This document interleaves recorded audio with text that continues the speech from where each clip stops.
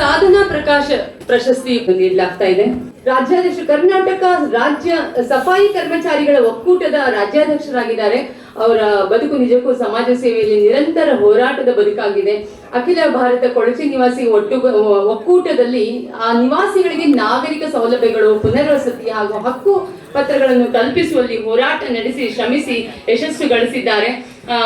ಅವರಿಗೆ ಸಾಕಷ್ಟು ಪುರಸ್ಕಾರಗಳು ಕೂಡ ಬಂದಿದೆ. ಅವರು 1995ರಿಂದ ನಿರಂತರ ಈ ಹೋರಾಟವನ್ನು ನಡೆಸಿರುವುದಕ್ಕಾಗಿ ಕೆಂಪೇಗೌಡ ಪುರಸ್ಕಾರ, ನವಚೇತನ ಚಾರಿಟೇಬಲ್ ಟ್ರಸ್ಟ್ ಇಂದ ಪುರಸ್ಕಾರ, ಪ್ರಚಂಡ ರಾವಣ ಪೌರಾಣಿಕ ಕಥಾ ಕಲಾರತ್ನ ಪುರಸ್ಕಾರಗಳನ್ನೆಲ್ಲ ಪಡೆದಿದ್ದಾರೆ. ಇವರ ಸಮಾಜ ಸೇವೆಯನ್ನು ಗುರುತಿಸಿ ಜಯದೇವ ಆಸ್ಪತ್ರೆಯವರು ಕೂಡ ಹಾಗೂ ವಿಜ್ಞಾನ ಸಂಸ್ಥೆ, BTM ಕಲ್ಚರಲ್ ಅಸೋಸಿಯೇಷನ್, ಪ್ರೀತಿ ಮಹಿಳಾ ಮಂಡಳಿಯಿಂದ ಕೂಡ ಪ್ರಖ್ಯಾತ ಹೃದಯ ತಜ್ಞರಾದಂತಹ ಡಾಕ್ಟರ್ ಮಂಜುನಾಥ್ ಅವರ ಹಸ್ತದಿಂದ ವಿಶೇಷ ಗೌರವ ಪುರಸ್ಕಾರ ಪಡೆದಿದ್ದಾರೆ. ಇತ್ತೀಚೆಗೆ ಅಮೆರಿಕನ್ ಬಯೋಗ್ರಾಫಿಕಲ್ ಇನ್ಸ್ಟಿಟ್ಯೂಟ್ ನಿಂದ ರಿಸರ್ಚ್ ಬೋರ್ಡ್ ಅಡ್ವೈಸರ್ ಆಗಿ ಕೂಡ ಅವರು ನೇಮಕರಾಗಿದ್ದಾರೆ.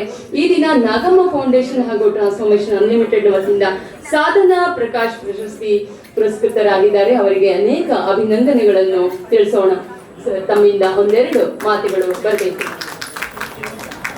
ವೇದಿಕೆ ಮೇಲಿರ್ತಕ್ಕಂಥ ಎಲ್ಲ ಉಪಸ್ಥಿತರು ಮತ್ತು ನಮ್ಮ ಎದುರಿರ್ತಕ್ಕಂಥ ಒಂದು ಬಾಂಧವರಿಗೆ ಜಯಪ್ರಕಾಶ್ ನಾಗ್ತಿಹಳ್ಳಿ ಫೌಂಡೇಶನ್ ಫಸ್ಟ್ ಮಾಡಿದ್ದು ಜಯಪ್ರಕಾಶ್ ನಾಗ್ತಿಹಳ್ಳಿ ಫೌಂಡೇಶನ್ ಅಂದ್ಬಿಟ್ಟು 25 ವರ್ಷಗಳ ಹಿಂದೆ ಮಾಡಿದ್ರು.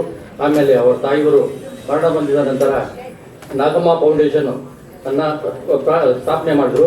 ಅವರು ಹಿಂದೆ CD ಪುಸ್ತಕ, ಪ್ರತಿಯೊಂದು CD ಪುಸ್ತಕಗಳ ರೂಪಗಳಲ್ಲಿ ಮತ್ತು ಯುವಕರಿಗೆ ತರಬೇತಿ ಕಾರ್ಯಕ್ರಮಗಳನ್ನು ಮತ್ತು ಚಂದನ ವಾಹಿನಿಯಲ್ಲಿ ಎಲ್ಲ ಹಿರಿಯರನ್ನ ಮತ್ತು ಕಲಾವಿದರುಗಳನ್ನು ಪ್ರತಿಯೊಬ್ಬರನ್ನು ಕೂಡ ಸಂಪರ್ಕ ಮಾಡಿ ಎಲ್ಲರನ್ನೂ ಕೂಡ ಸಂಭಾಷಣೆಯನ್ನು ಮಾಡ್ತಾ ಇದ್ರು. ನಾಗಮ್ಮ ಅವರು ಮತ್ತು ನಾಗಮ್ಮ ಅವರು ಯಾವ ರೀತಿ ಅಂದರೆ ಅವರು ನಾವು ಕೆಳಗಡೆ ಮನೆಯಲ್ಲಿದ್ದಾಗ ಅವರು ಒಂದು ರೀತಿ ದೇವತೆ ಥರ ಬರ್ತಾ ಇದ್ರು.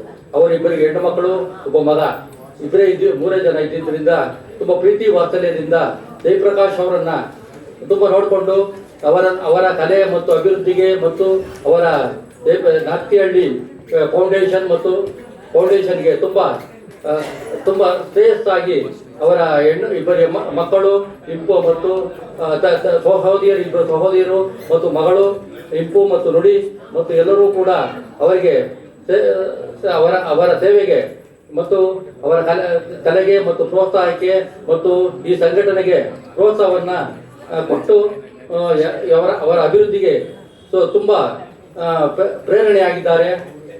ಮತ್ತು ಈ ಒಂದು ಸಭೆ ನಮ್ಮನ್ನು ಗುರುತಿಸಿ ಕೊಟ್ಟಿರ್ತಕ್ಕಂಥದ್ದು ಕಲಾ ಸೇವೆಗೆ ಮತ್ತು ನಮ್ಮ ಒಂದು ಸೇವೆಗೆ ಋಣಿಯಾಗಿರ್ತಕ್ಕಂಥದ್ದು ಜಯಪ್ರಕಾಶ್ ನಾಗತಿಹಳ್ಳಿ ಅವರಿಗೆ ಮತ್ತು ಅವರ ತಂಡಕ್ಕೆ ಸಲ್ಲಬೇಕಾಗಿದ್ದೆಂದು ಪ್ರಾರ್ಥನೆ ಮಾಡಿ.